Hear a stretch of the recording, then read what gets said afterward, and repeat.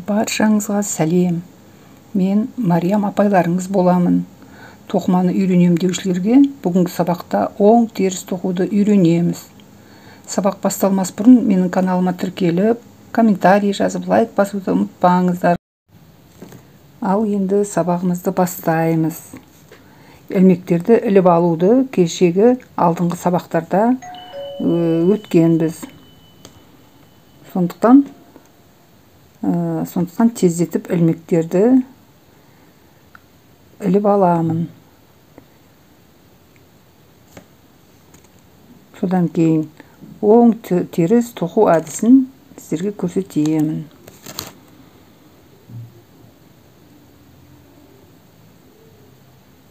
Бірінші сабақтың сілтемесін сипаттамаға төменге қалдырып жазып кетемін, қажет болып бара жатса.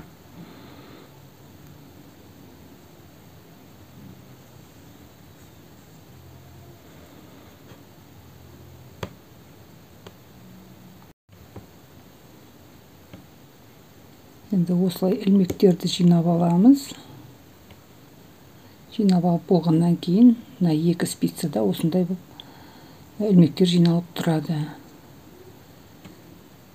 Енді тоқыманы бастамас бұрын, мына екі спицаны,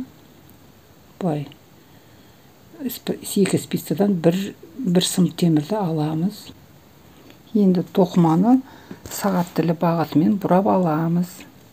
Бізге ішке қарап тұрған жері теріс жағы болып тұрады. Ал арт жағы бұлай қарай бұраған кезде оң жағы болып саналады. Сондықтан қазір тоқу барысында біз теріс жақты тоқимыз. Ол қандай бұйым болса, сол бұйымның оң жағы теріс жағы болады ғой. Соның ішкі жағы деп саналама. Теріс жағын қазір теріс ілмектермен аламыз. Қазір мұқият қарап отырыңыздар. Қалай тоқылатынын көрсетемін. Енді сол қолдың сұқ саусағына жіп ораймыз. Оң жақтағы бірінші ілмекті бос аламыз. Осындай тәсілмен аламыз. Келесі ілмектерді тоқи бастаймыз. Ол үшін сұқ саусақты жібімен бермен қарай өзімізге қаратып аламыз. Оң қолдың спицасын ілмектің ішінен кіргізіп, сұқ саусақтағы жіпті тартып аламыз. Сол жақтағы спицаны босатамыз. Қазір тағы да анықтап көрсетейін. Осы кезде сұқ саусақтағы жіп арт жақта тұрады.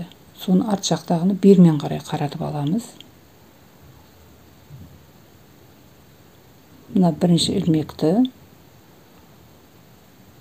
спицаға кіргізіп аламыз. Жіпті ораймыз. Сұқ саусақтағы шығарып аламыз да спицаны оң қолмен итеріп, жаймен итеріп жібереміз. Шығарамыз. Тағы да бір қарап жіберейік. Мына жіп алдына келтіреміз. Сұқ саусақтағы жіпті сол қолдағы ілмектен жіпті сұқ саусақтан тартып аламыз. Шығарамыз. Сол қолдағы спицаны жаймен итеріп сыртқа шығарамыз. Бұл теріс тоқу әдісі.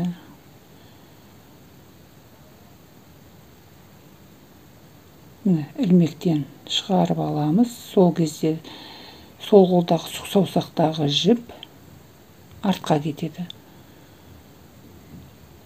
Осы артқа кеткенді тоқу барысында алдыға шығарып аламыз. Өзімізге қаратып ілмектен іліп аламыз. Видеода көрініп тұрғандай. Спицаны жіптен босатамыз. Сол қолдағы спицаны. Әзірге үйренгенше ақырындап қайталап көрсете берейін.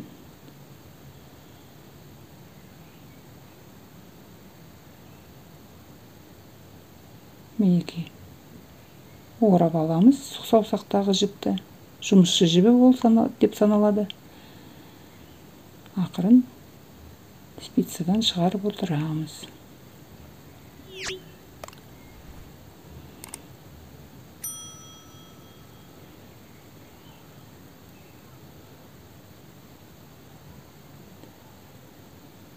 Кішкене жаңадан үйреніп жатқан қыздар болғасын, асықпай қайта-қайта көрсетіп жатырмын. Қыздар бірге қайталап отырыңыздар, мүмкіндіктеріңіз болса. Бір қарағанда қиын сияқты көрінгенмен, қатты қиындығы жоқ. Енді алғашқы уақыттары шатысып қалуы мүмкін, жіптеріңіз шығып кетуі мүмкін спицадан. Соны асықпай қайталап жасап көріңіздер.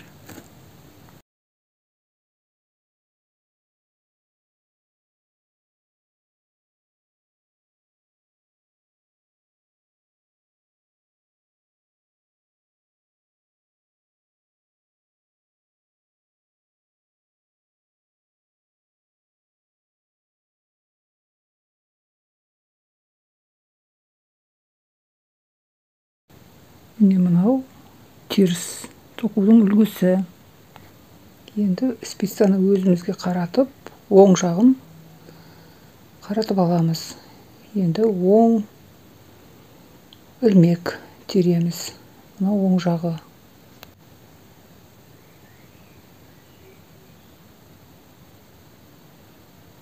Мына спицадағы бірінші ілмекті бос аламыз. Оң қол жақтағы спицаға іліп аламыз.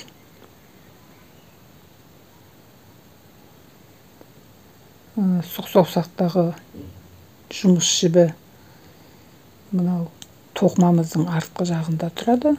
Енді оң қылып тоқу үшін мына ілмекке оң қолымыздағы спицаның өткіземіз. Сұқ саусақтағы жіпті тартып шығарамыз ішке қарай. Қазір тағы көрсетіп жүрейін. Біріншісін бос алдық. Енді екінші ілмекті оң қолдағы спицамен өткізіп, сұқ саусақтағы жіпті орап, ішке қарай тартып аламыз. Сол жақтағы спицаны қолымызбен жайлап итеріп шығарамыз. Енді оң жақты тоқығанда біздің жұмысшы жібіміз ылғи артқы жағында болады спицаның. Тағы да мына ілмектен өткіземіз. Оң қолдағы спицаны өткізгеннен кейін сұқ саусақтағы жіпті орап тартып алуымыз керек. Мінекей. Ілмектен өткіздік. Сұқ саусақтағы жұмыс жібін ілмектің ішінен өткізіп шығарамыз да. Сол жақ спицадағы ілмекті итеріп түсіреміз. Мінекей. Тағы да мына ілмекке өткіземіз спицаны. Сұқ саусақтағы жіпті сол ілмектен тартып аламыз да, сол қолдағы спицаны босатамыз. Міне мына өрім болып, оң екені көрініп тұр. Тағы да жайлап тордан өткізіп аламыз. Сұқ саусақтағы жіпті тартамыз да, сол қолдағы спицаны босатамыз.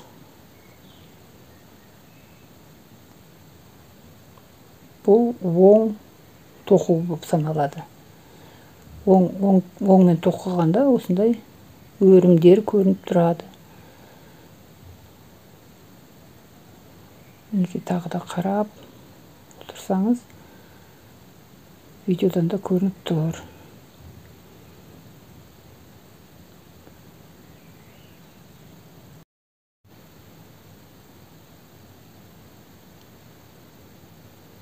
Мінекей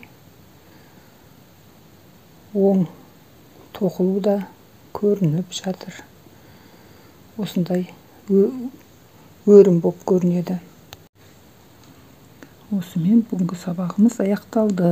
Сәттілік сіздерге, қыздар. Менің видеом ұнаса, лайк басып, комментарий жазып, каналыма тіркелуді ұмытпаңыз. Сәттілік сіздерге.